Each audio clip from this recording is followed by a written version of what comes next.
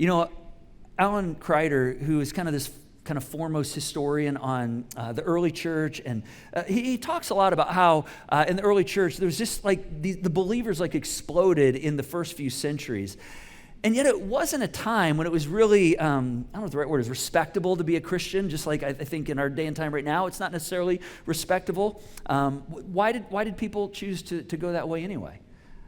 He as he kind of explores, he kind of rules out public preaching. He says people weren't doing that all that much. I mean, that was kind of dangerous. He says there weren't like any big organized like outreach initiatives, like we're trying to go out and like do something in the community.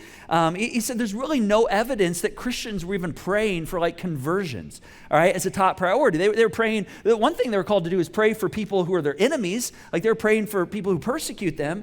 So why were so many people being drawn, to Jesus and to follow him? Well, Kreider says it's actually because of the way that they did life together.